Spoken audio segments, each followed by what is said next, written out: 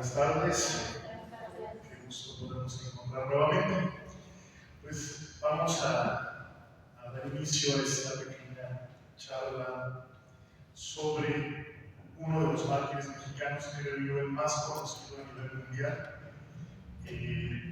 sobre todo a raíz de algunas películas que mencionaremos más adelante, pero que bueno, creo que es uno que ha dejado honda huella en muchos mexicanos, en muchos creyentes, sobre todo por el tema de su edad, ¿no? Estamos hablando de un niño adolescente de 14 años, a él lo mataron el 10 de febrero de 1928, exactamente un mes y medio antes de que pudiera cumplir los 15 años, ni siquiera llegó a los 15. Entonces, hay muchos aspectos sobre Joselito, como le decimos de cariño, que tendríamos que conocer un poquito a profundidad, más allá del hecho de que se trate de un mártir, de que murió en la guerra cristera, todo el conflicto pues, armado que se suscitó entre 1926 y 1929. Estamos entonces, como ya se les ha mencionado, en el año centenario del inicio de esta gesta cristera, del inicio de este conflicto armado en el que pues, muchos católicos se levantaron para defender sus ideales, para defender su fe, para defender la libertad de creer. Se supone que es una de las garantías, ¿no? Que la ley establece pues, para todos. No vamos a profundizar en la cuestión de la cristiana porque para eso necesitaríamos otra conferencia con muchas horas para que pudiéramos rascarle, ¿no?, en profundidad en cuanto al hecho histórico. Si les sirve la recomendación, pues yo les sugiero que se busquen por ahí La Cristiana, el libro de Jan Meyer, no la película, el libro. Pues no sé si ya hay alguna edición de un solo tomo, yo tengo una de 3 tomos, pero creo que es el autor más autorizado, ¿no?, para hablar de este tema, un gran estudioso de este periodo oscuro pues, de nuestra historia de México, pero a la vez luminoso por tantas vidas y tantos testimonios de hombres y de mujeres que dieron su vida pues, por la fe, ¿no?, por Cristo, por la Iglesia, por la libertad, ¿no?, de creer. ¿Alguien sabe cómo se llama esta conferencia? Por ahí se les mandó los que están en el grupo de WhatsApp de la rectoría, o a los que vinieron a misa el domingo y escucharon el aviso. ¿Alguien se acuerda cómo se llama? Algo sobre una palabra de martirio, ¿no? Ajá, pero esa no es la palabra más importante que se llama. ¿Alguien más por ahí? Sí, bueno, el martirio, ¿no? Sabemos que se trata de un mártir, pero... Cuando dice conferencia sobre José Sánchez de... No decía eso. Adolescente. No. La última, bueno, no la última, una de las clases que dijo él. No, el nombre de la conferencia, el nombre de esta charla. No, nadie. Vamos a poner ahora los letreros en las puertas. Ahí lo tenéis. La espiritualidad martirial de San José Sánchez del Río. Esto no es el martirio, es la espiritualidad martirial de San José Sánchez del Río. Yo no les voy a contar la historia que ustedes ya conocen, que al niño pues, lo toman preso en la batalla que se tiene en Cobija, al general, no recuerdo el nombre del general, pero le matan al caballo y José le deja el suyo para que el general pueda escapar. Le dice que usted es más necesario que yo. Y es ahí donde lo agarran y bueno, empieza toda su pasión, ¿no? Lo que decimos de los mártires, la pasión de los mártires, empieza toda su pasión, lo tienen preso, lo mueven de Cobija a Zaguayo, lo tienen preso, el padrino, acuérdense de Joselito, que es el gobernador, en mi caso, que es su padrino de primera comunión, pues es que lo presiona, ¿no?, de alguna manera para que renuncie pues, a su fe y diga, pues viva el gobierno. La clave para salvar el pellejo en ese momento era decir, viva el gobierno federal, viva Cádiz. Pero José, pues, terco en su fe, aferrado a su fe, lo rechazó. Sabemos también la historia de que le cortan las plantas de los pies, que era una tortura muy común de esa época. Él no fue el único que hicieron esto, sin embargo, sí fue pues muy cruel, ¿no? El tormento que le infligen, porque le rebanan, no le rebanan la planta, sino que le hacen heridas en la planta. O sea, son detallitos que a lo mejor podemos tener una idea equivocada, ¿no? Son heridas en las plantas de los pies, masajeadas. Y así lo obligan a caminar. Bueno, voy a ese lugar, que es el cuartel donde le cortaron las plantas de los pies, hay una tienda, hay una moratelas ahora. Estaban las calles de la parroquia, después lo obligan pues a caminar hasta el cementerio donde lo matan, o sea, más o menos un alrededor de 3 kilómetros. Los que ya han tenido la oportunidad de ir a Zaguayo, pues saben que se puede hacer este recorrido. Y bueno, el tiempo que estuvo también preso en la parroquia, porque la parroquia de Santiago Apóstol en Zaguayo, la ciudad donde es originario, Zaguayo, Michoacán, la parroquia fue profanada y fue utilizada como cuartel del ejército. Entonces, él al estar preso, pues también lo tienen medio sin comer, le permiten que la tía vaya a llevarle tortillas, ¿no? Pero realmente lo que José le pide en la carta, en una carta que le escribe a la tía, disimuladamente que le lleve la comunión, ¿no? Que le lleve el Santísimo Sacramento. Y bueno, pues toda esa historia que más o menos, si ya leyeron alguna biografía, o por lo menos que hayan visto la película de La Cristiada, pues más o menos tienen una idea, ¿no? La película de La Cristiada, que es muy bonita, está muy bien lograda como película. Su música es maravillosa, las actuaciones son fabulosas. Sale Caribe Lozano y Eduardo Verástegui, ¿quién más sale? ¿Cómo se llama el que sale el esposo de papá? No, de Gerardo Rosqueta, ¿cómo se llama? Un actor también muy famoso, bueno, sí. Este otro gran actor estadounidense, no sé qué es, Peter O'Toole.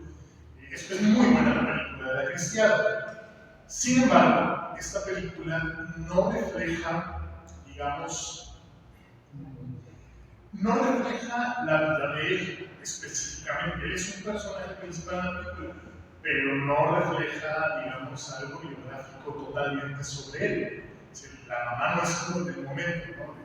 Martirio, por ejemplo, que eso sí lo presentan así en la película. Pues eso no fue así. O sea, yo me imagino que si la mamá hubiera estado ahí, pues, hubiera corrido a meterse antes de que se lo matara, ¿no? Y no hay la escena muy dramática que llega corriendo cuando ya le dispararon, así fue la historia.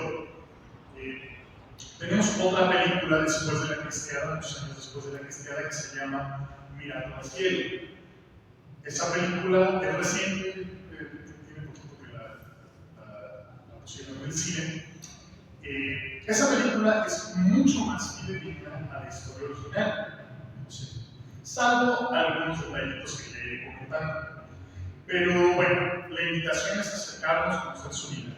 Lo que yo quiero hablarles, y por eso le di ese título, ¿no? La espiritualidad martirial de San José Sánchez del Río, es algo sumamente importante. ¿Qué queremos decir con esto?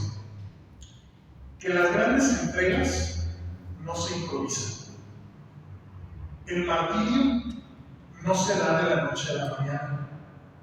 No es como de que en la época podríamos imaginar a todos estos hombres, mujeres de una fe profunda. No es que de una vez me pongo, no es, nosotros tenemos el dicho mexicano aquí muy arraigado, ¿no? Cuando te toca, aunque te quites; cuando no te toca, aunque te pongas. De tal manera que hablar de la muerte por martirio, estamos hablando de un don de Dios, no de algo que se busca. Pero el martirio en sí, más allá del hecho físico de que te quiten la vida por odio a la fe, que ese es el concepto en general de la Iglesia sobre el martirio, tiene un premio, tiene muchos premios en la vida de estos hombres y mujeres que conocemos como mártires. Y queremos, con esa idea principal, las grandes entregas no se improvisan. El martirio no se improvisa. Que a José lo hayan matado antes de cumplir los 15 años y y toda esta historia que conocemos medianamente, bueno, no fue fruto del momento, de la persecución religiosa que le tocó vivir. Fue fruto de un camino de vida espiritual, de un camino de fe que José empezó a recorrer desde que era niño. Y esto lo vamos a ir viendo. Los grandes santos, para hacerlo, tienen que ser primero grandes seres humanos. O sea, no podemos pensar que si yo rezo mucho y me la paso en el templo todo el día y me la paso con el rosario en la mano y todas estas prácticas de piedad que son muy buenas y muy sanas espiritualmente, no podemos pensar que con eso ya tenemos ganado el cielo. ¿Por qué? Porque para la vida de fe es importante también el desarrollo humano, el ser hombres y mujeres verdaderamente mujeres, capaces de vivir nuestra vida con los pies bien puestos en la tierra. Si no podemos pensar en el cielo si no estamos ubicados en la realidad presente. Entonces, todos los santos nos dan ejemplo de esto, todos. En José Sánchez del Río encontramos que desde niño fue totalmente un niño normal. ¿A qué me voy a remitir? Pues a los testimonios del proceso de beatificación. Como podremos intuir, un niño de 14 años no escribió un diario espiritual como lo escribió Conchita Cabrera. No escribió muchas cartas, o como se acuerdan que hablamos hace poco, ¿no?, de la beata Benedetta Bianchi, porque la mamá nos ponía todos los hijos, nos obligaba a escribir todos los días, aunque sea 2 o 3 líneas, para que agarraran el hábito de la escritura y de poder hacer una síntesis, ¿no?, de su vida. Pues esto no pasó con José. José es un niño mexicano, sabemos, de un pueblo, que el contexto pues es otro, ¿no? Este es un niño que jugaba a las canicas, que jugaba al trompo, que seguramente llegaba a su casa lleno de tierra, ¿no?, que la mamá lo mandaba a bañarse, llegaba a los chamacos a divertirse con los muchachos, con sus amiguitos, pero que también desde niño, por la profunda religiosidad tanto de su familia como de su pueblo, vivía aspectos de la fe que eran muy importantes y que fueron forjando en él el espíritu, el temple interior, para que llegara el momento de la persecución tuviera la fortaleza con la que enfrentó la muerte. ¿Qué detalles podemos encontrar? Primero, a nivel humano, José era un niño muy obediente. Esto lo reconocen tanto familiares de él. Yo tuve la oportunidad de conocer a un sobrino, José Sánchez del Río, que todavía vive. El sobrino es hijo de uno de los hermanos mayores de José. Él no lo conoció evidentemente, pero el papá le contaba sobre su hermano, sobre su tío. Y ahí está, un niño totalmente obediente a los padres, un amor muy profundo a sus dos papás, que los tenía, a sus hermanos. Curiosamente, él tenía un desarrollo a nivel humano que lo situaba un poquito por encima de los hermanos mayores. Hay una de las cartas, José, estando en prisión, escribe 2 cartas, una a su tía, María Sánchez Olmedo, y una a su mamá. En la carta que le escribe a la mamá, tiene una línea que es muy curiosa. Le dice: saluda a mis hermanos, ¿no?, y diles que sigan el ejemplo del más chico, que no sea cobarde. Y curiosamente, José decide enlistarse en el ejército cristero porque los hermanos se le adelantan y dice: pues es que cómo yo me voy a quedar aquí con esa ansiedad, ¿no?, de decir, bueno, pues si a ellos los dejan, pues déjenme a mí también, ¿no? Y hasta que no le dieron el permiso, él no se fue. No fue un niño rebelde, sin causa. Entonces, primero es un niño obediente a sus padres, amor y obediencia. Creo que es lo básico, ¿no? A veces pudiéramos pensar que la obediencia es un aspecto periférico de la fe cristiana, pero pues no es así. Si quieres conocer la calidad de la vida espiritual de alguien, pues a ver qué tanto es capaz de obedecer, ¿no?, a la autoridad legítima. Últimamente, que tanto encontramos grupos católicos conflictuados con la autoridad del Papa, por ejemplo, ¿no?, desde el Papa Francisco, y ahora un poco también empieza con el Papa León. O sea, estos aspectos son básicos, no se puede alcanzar la santidad si no hay obediencia. Y la escuela de la obediencia pues está en la casa, con los papás. Ahí es donde se empieza a trabajar la virtud. José pues desarrolla también una sensibilidad para los demás. Tenía muy a flor de piel el tema de la amistad.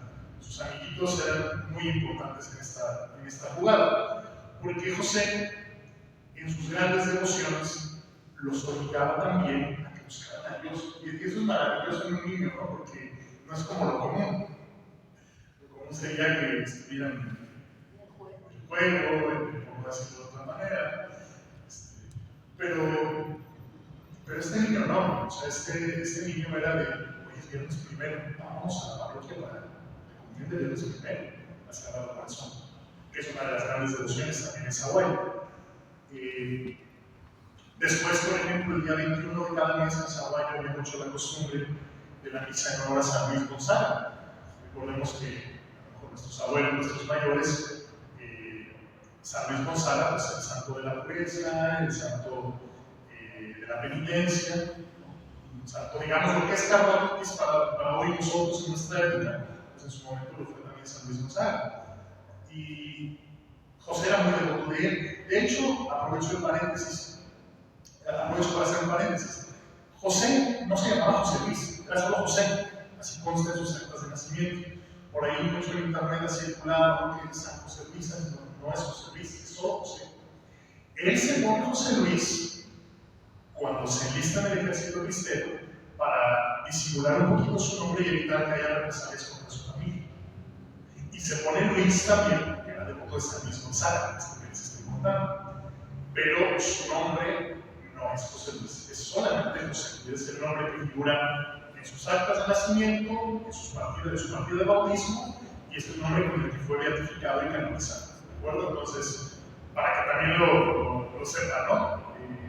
Si alguien les dice, no, que San José Luis, José Sánchez del Río, sí. Tenemos que habituarnos también un poquito a purificar la historia de cosas que a lo mejor no son verdad. Que sepamos también los contextos. Entonces, él jala a sus amiguitos a la piedad, a la devoción. Desde niño aprendió a rezar el rosario. De hecho, en el campamento cristero era él, porque al inicio, obviamente, pues los que están en el campamento cristero, no de jefes cristeros, pues no le permiten a él muchas cosas, porque es un menor de edad. O sea, a él no le ponen un rifle en la mano, a él lo hacen abanderado. Él en las batallas es el que lleva el estandarte de Cristo Rey. Él es el que le toca rezar, guiar el resto del rosario entre los soldados en las noches. Él es el que le toca limpiar y atender a los caballos. Entonces no pensemos también que José fue un cristero en toda la extensión de la palabra. Es una de las cosas que también tenemos como que comprender de este contexto histórico. Si los cristeros son los que se levantan en armas, nosotros no hemos canonizado ni verificado a ningún cristero. ¿Por qué? Porque no sería la propuesta de la Iglesia, pero bueno, eso es para comentarlo en otra ocasión, que es un tema un poquito álgido, polémico, que todavía llega a suscitar muchos choques. Recuerden que el estar celebrando este centenario no es para abrir la herida,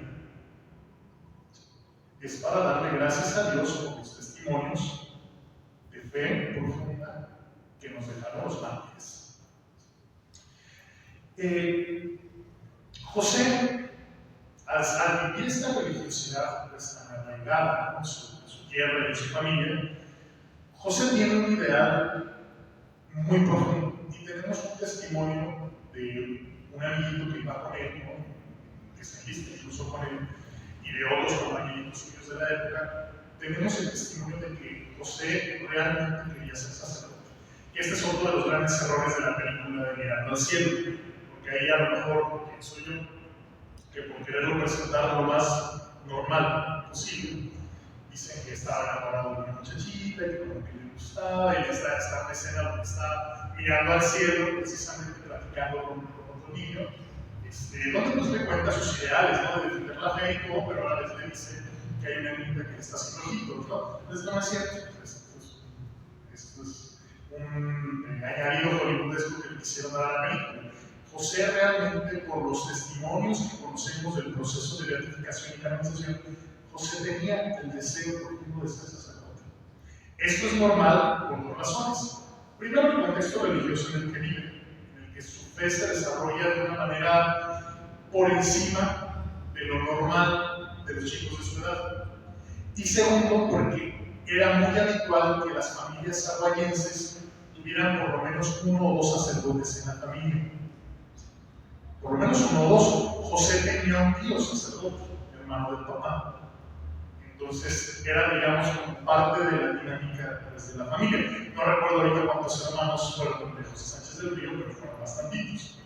Entonces, seguramente a más de uno le pasó por la mente que ese sacerdote José era ese, en el caso de su familia. Pues a sus 14 años él tiene mucho esta idea. Él piensa que terminando la guerra cristera va a poder entrar al seminario de Zamora. Y bueno, el desenlace lo conocemos. Todo esto forja en él, ¿no? Ese temple, ese espíritu de querer realmente defender su fe. Él está totalmente enterado de lo que pasa en la política de su país. Él no es ajeno a lo que está sucediendo. Yo creo que todos los mártires que hoy tenemos en los altares en algún punto de la vida pensaron que ese momento pues podía llegar. Muchos lo desearon con todas sus fuerzas y no murieron mártires. Pensamos en Conchita Cabrera, en Monseñor de Valencia, en Padre Félix de Zurriel, Padre José Díaz. A ellos no les tocó morir mártires. Tuvieron otro tipo de martirios, pero el martirio de sangre no les tocó. Y a los que sí les tocó, pues de alguna manera, aunque pues, obviamente los agarró en circunstancias de estarse escondiendo, de traiciones, porque muchos fueron delatados, se descubrieron que estaban escondidos, como en algunos casos que ya conocemos. Sin embargo, ellos ya tenían la conciencia de que el momento podía llegar. José y su familia, justo un poco antes de que se desatara ya con fuerza la persecución religiosa, se van a vivir a Guadalajara. Guadalajara de Zaguayo es más o menos, que les gusta, unas 2 horas y media, a lo que recuerdo. Hoy, en carro, quién sabe cuánto tardaría, pero se van a vivir un tiempo a Guadalajara. Y por entonces, al inicio, ¿no?, de la persecución, ya cuando está por estallar lo fuerte de la persecución, José está en Guadalajara y cuentan los testigos que él visita el sepulcro del mártir que tenemos allá atrás. A ver, todos volteen para allá atrás a su lado derecho, donde está el órgano. ¿Quién es? Anacleto González Flores, también beato, ¿no? Entonces, él visita el sepulcro del maestro Cleto porque ya tenía la fama de martirio. Desde el momento en que a Anacleto lo mataron, ya era considerado un mártir por el pueblo. Y él visita la tumba y dicen los testimonios, los que saben de este hecho, sobre todo, bueno, el que lo avala, pues es el postulador de la causa, Padre Fidel. Él afirma que fue en este momento que José pide a Dios la gracia del martirio. Él a sus 13 años, más o menos 13, ya 14 años, pide a Dios la gracia de morir como mártir. O sea, podemos imaginar el ambiente en el que se vivía, las noticias que llegaban. A Anacleto no lo mataron solo, lo mataron junto con los hermanos Vargas, Jorge Ramón Vargas. Entonces, podemos imaginar el dolor de las familias, y obviamente ellos en esa época, en esos años, pues no veían la cuestión como una gracia, como un regalo de ese momento. Se vivía como lo que era, una verdadera tragedia, ¿no? Si hoy hablamos de los mártires, de la historia gloriosa de esta fiesta cristera, pero pensemos en ellos, en los familiares directos, pensemos en la esposa de Anacleto, que al final, hasta donde yo tengo conocimiento, tuvo que salir huyendo de Guadalajara e incluso cambiar de religión. No se podía hablar de Anacleto, de ninguno de ellos. O sea, pensemos en todo lo fuerte que implicó para estas familias, ¿no? Y José, en este contexto, viviendo su fe sencillamente como el adolescente que era, va a la tumba de Anacleto y pide a Dios la gracia de morir mártir, que bueno, pues será concedido. Ahora, hay tres grandes valores en la vida de José Sánchez del Río que nutrieron profundamente su vida espiritual y que creo yo que es el común denominador de los santos también. Pero sin estos tres pilares, pues es imposible construir una vida de fe, una vida espiritual auténtica. Estos tres pilares son la Eucaristía, la Virgen María y la Iglesia, el amor a la Iglesia. Como un joven eucarístico, José Sánchez del Río, desde el momento de su primera comunión, no dejó de acercarse a recibir la Eucaristía. Como les digo, la misa de viernes primero de mes, evidentemente la misa dominical, las grandes fiestas de la Virgen, para él es una cita con la Eucaristía. Se preparaba, se formaba. En el momento del martirio, pues ya es consciente de lo que venía, en la carta que le escribe a su tía, él pide que le lleve la comunión. En ese momento José está encarcelado. Los que conocen la parroquia de Santiago Apóstol de Zaguayo, es una parroquia migrante muy bonita. En la entrada, a mano izquierda, está el bautisterio, lo que era el bautisterio en esa época, donde José fue bautizado y lo que en esa época era el bautisterio. Allí estaba él encerrado, encarcelado, y solamente una ventana, todavía está, una ventana que da al atrio, y desde el atrio la tía le podía aventar comidita, algunas cosas, entre ellos pues ahí le quedó escondida pues la Sagrada Comunión, que fue la última comunión de José. El día anterior, 2 días antes, qué sé yo, ¿no? Pero la vida eucarística de José era algo sumamente luminoso. Y como les decía, también transmitía este amor a los demás. Y era de jalar a sus compañeritos para que, órale, vámonos a la misa de viernes primero. Entonces, el amor a la Eucaristía se vive en primera persona, pero forzosamente te obliga a compartirlo con los demás, porque esos son los grandes dones de Dios. No son para que te los reserves como si fueras el único garante, ¿no? O el único administrador de los dones de Dios, ¿no? Los dones de Dios no son para ti. Si Dios te da un don, es para que lo compartas, no para que te lo guardes. Entonces, ese amor eucarístico, José lo vivía, se alimentaba de él y a la vez lo transmitía. El amor a la Virgen, pues José, devotísimo del Rosario. De hecho, se recordarán, esta no es la imagen oficial de la Eucaristía, esta es una foto, por ahí más o menos, yo creo que ella tendría unos 12, 13 años, posterior a la de su primera comunión, que es una foto muy bonita, pero en la pintura oficial que se presentó en la Basílica de San Pedro en 2016 para su canonización, un detalle que sobresale mucho en la imagen es el rosario, empuñado, agarrado con fuerza, no ve el detalle del hermano, está aferrado al rosario. Esa es su oración durante el tiempo de los campamentos cristeros, durante el tiempo de su persecución. Recordemos que el grito cristero no solo era Viva Cristo Rey, era Viva Cristo Rey y Santa María de Guadalupe. También que la Virgen de Guadalupe tiene una devoción arraigada en todo el país, los aguayos también. Los aguayos son muy pachangueros, les encanta la fiesta. Entonces, a la Virgen de Guadalupe pues también había una comunidad de parte de José. Y el amor a la Iglesia. José vivía totalmente en sintonía con lo que sucedía con la Iglesia. A él le dolía lo que sucedía con los sacerdotes, con los laicos, con Anacleto.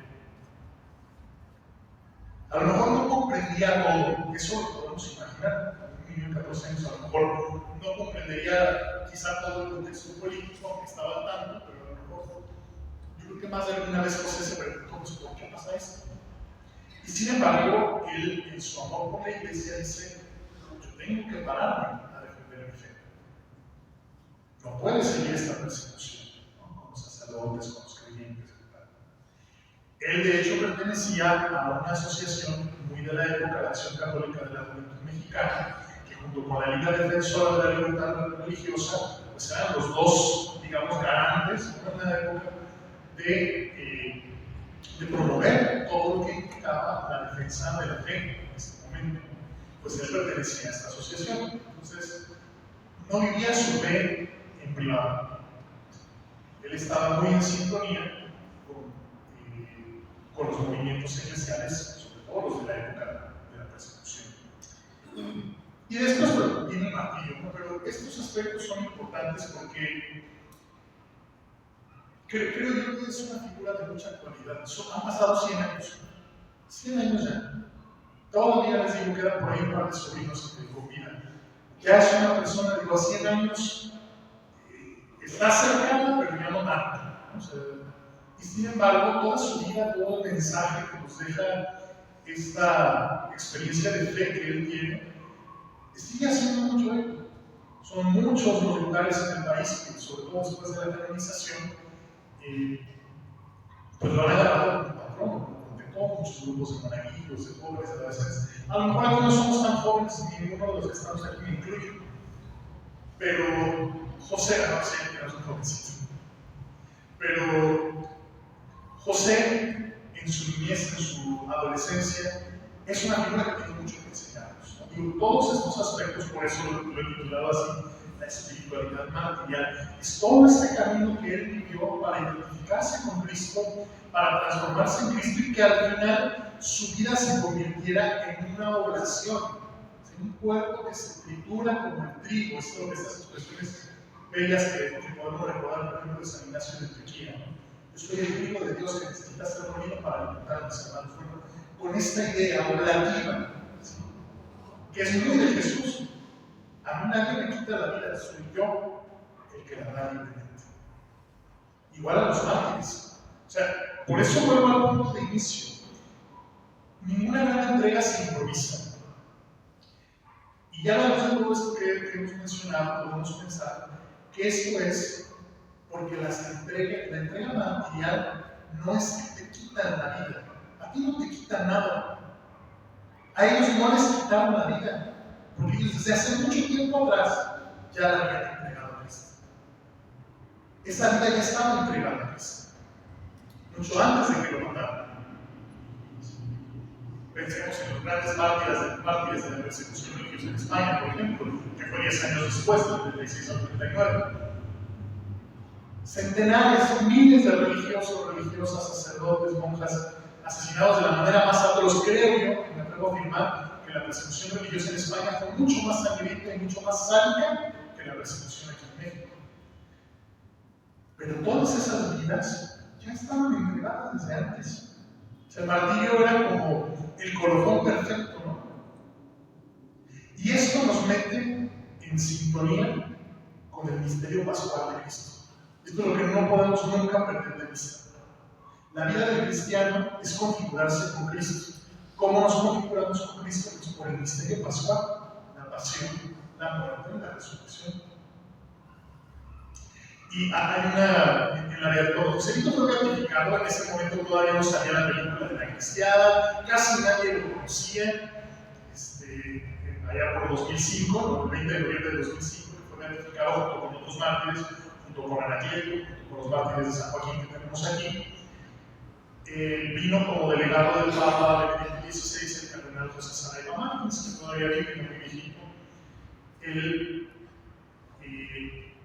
después de la beatificación, fue a Zaguayo a celebrar la misa de acción de gracias por la beatificación de José. Y tuvo una afirmación que se me hizo muy bella. En el grito de Viva Cristo Rey, decía el cardenal Saraiva Martins, en el grito de Viva Cristo Rey, en todo el testimonio de la vida de José, es como si encontráramos el canto del pregón pascual.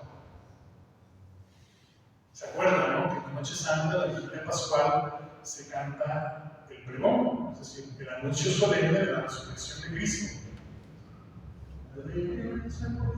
Los coros de los ángeles.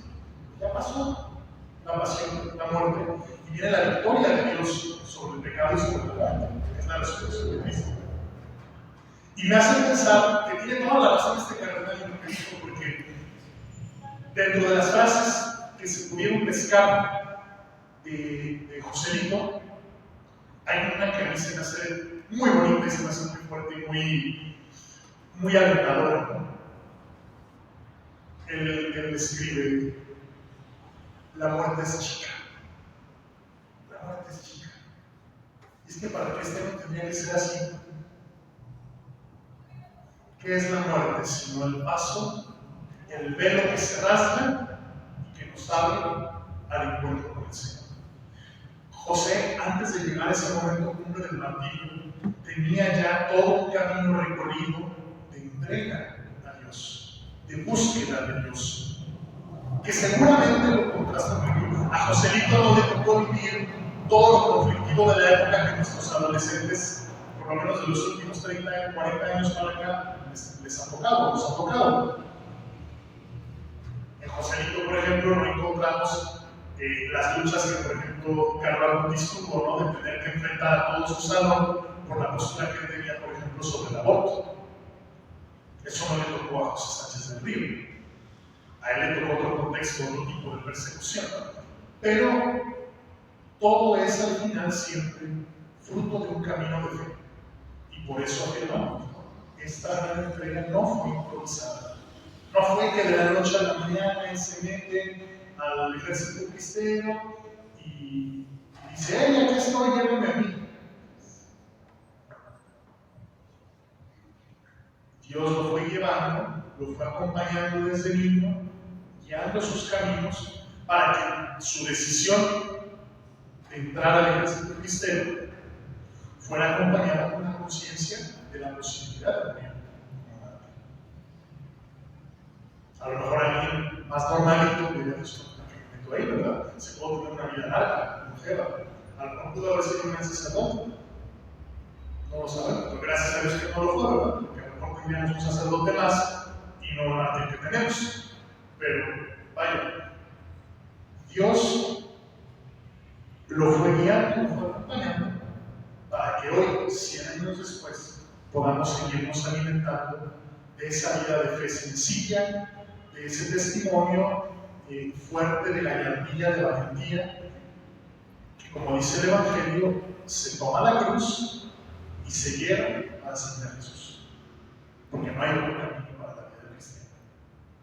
Y es llevar la cruz con temple, con gallardía, con fortaleza, no arrastrándola. Creo yo que son aspectos pues, de la vida de Joselito que nos iluminan, que nos inspiran, y aunque a lo mejor nosotros no seamos adolescentes, jóvenes, con toda la energía, ¿no? Por ejemplo, tenemos grupos juveniles, el más jovencito es el apostolado de la cruz que tenemos, el más chiquito tiene 23, entonces ya no somos tan chiquitos, pero al margen de la edad, siempre los santos pues, nos iluminan, nos ilustran con su testimonio, mueven, ¿no? Contrastan con nuestras mediocridades, con nuestros aspectos que tendríamos que trabajar más, pues, para que sigamos el camino de Cristo. Esos son los mártires. Y este año es un año privilegiado para que fijemos los ojos en estos testimonios. Este año también, que al inicio de 2026, hemos aquí en nuestra diócesis abierto la causa de los hermanos Sierra, compañeros de martirio del Padre Nieves, de Anterías del Socorro Nieves. Todos estos testimonios que nos hablan de una vida de fe y de una generosidad en la vivencia de los valores cristianos, pues es para que nos inspiren, que no perdamos la fe y la devoción por nuestros mártires, que no nos pasen desapercibidas sus fiestas, sus recuerdos, porque de ahí vamos a alimentarnos para los momentos difíciles también de nuestras vidas, porque todos tenemos un martirio, dice el himno litúrgico de los mártires. Martirio es el dolor de cada día, si en Cristo y con amor es aceptado. ¿Quién de aquí no tiene sufrimientos?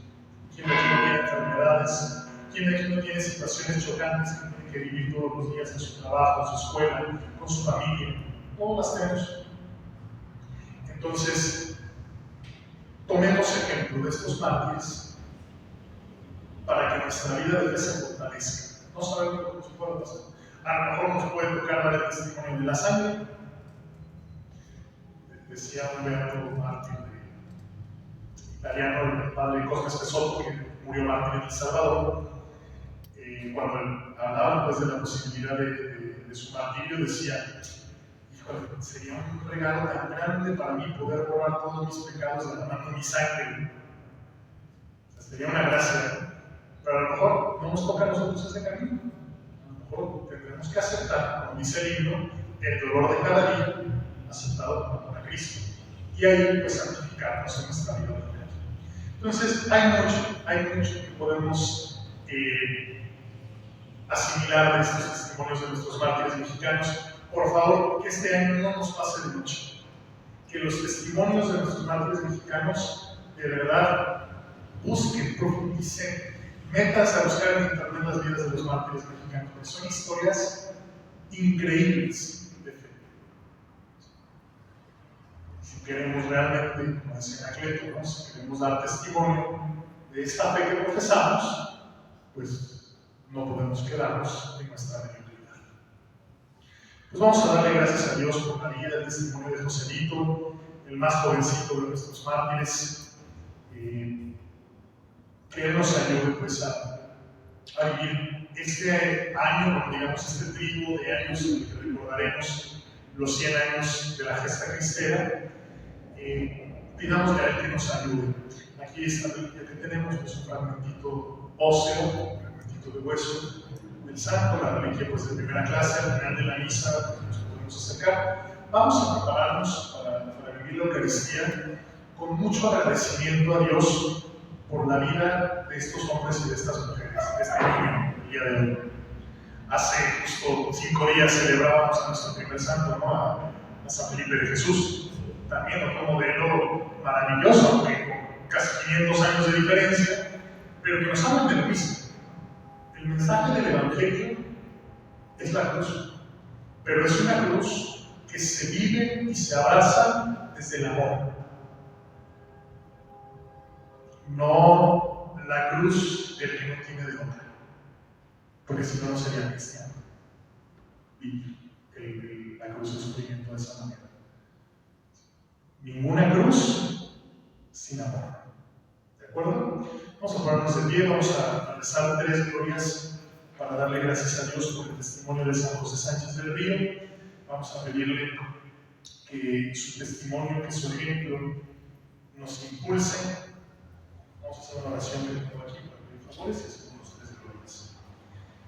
Señor Dios Padre Celestial, que eliges a los débiles y pequeños para confundir a los fuertes y poderosos, y escogiste a un adolescente de 14 años, San José Sánchez del Río, como modelo de la juventud, cristiano comprometido en su fe y defensor intrépido de la Iglesia, hasta derramar su sangre por ella, concédenos por su intercesión imitar su entereza moral, sinceridad, alegría, amistad, fortaleza, servicio, su entusiasmo, su amor a Cristo Rey, a la Eucaristía y a Santa María de Guadalupe, y que después de una vida llena de buenas obras en la tierra, lleguemos a hacerle compañía en el cielo, alabando por siempre a la Santísima Trinidad.